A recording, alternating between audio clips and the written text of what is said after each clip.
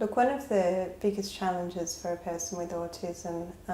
or any disability, or in fact any person in the world, is the word that comes to me is judgment. And how do you live in this world that is full of judgment, but when you actually fear judgment? Yeah, so a lot of people with autism want to fit into the world, yeah, but their behaviours are not ones that are accepted by people typically without autism in a generalisation statement. So a lot of people are struggling to fit into the world because they're trying to conform to be what they think society needs them to be, rather than learning how to live them and be in the world, just being them, embracing whatever lessons are there for them to learn, and embracing the understanding that everyone is in this same world together, with lessons to learn, with challenges to experiences, with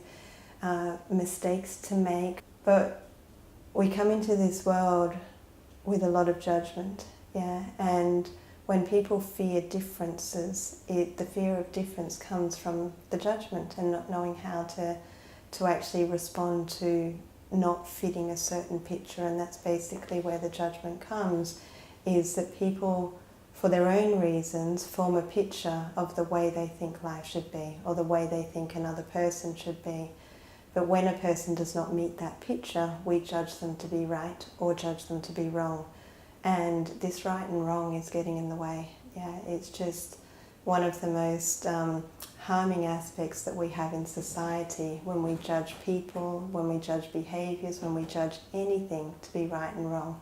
rather than just going, you know what, that's just the way that person's experiencing life now, and they're in that experience because they have their lessons that they're there to learn, and how do we support them, or how do we support ourselves if it's us that is not performing according to what other people are expecting? How do we support ourselves to live in the world being us, but not conforming to the pictures of what we think people should be conforming to?